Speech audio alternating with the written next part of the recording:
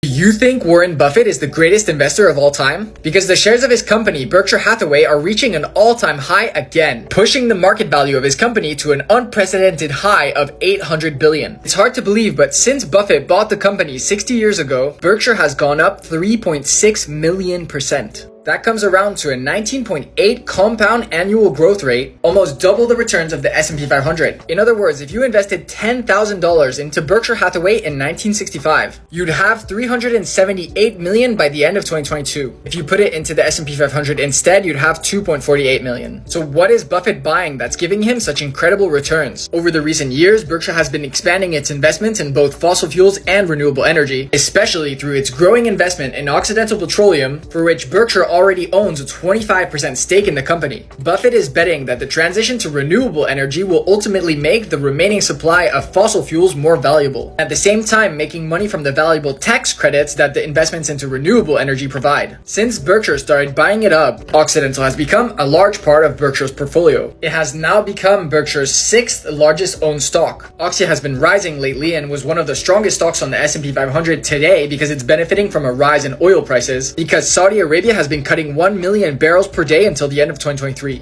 OXY also just closed a 10-year deal with Amazon to reduce its carbon emissions, where Amazon will buy carbon dioxide removal credits over the next 10 years. Occidental Petroleum is working on air carbon capture technology that will directly suck target gases out of the atmosphere. They're starting to build the first plant in 2024 that will be 120 times larger than the next closest thing to it that there is out there, with the plans to build 70 more of those across the world by 2035. So if corporations need CO2 offsets because they have net zero goals, they could pay Occidental Petroleum to do it for them. Occidental predicts that the carbon capture market will hit $50 billion by the year 2030. Do you think Buffett and Berkshire are right to invest in this?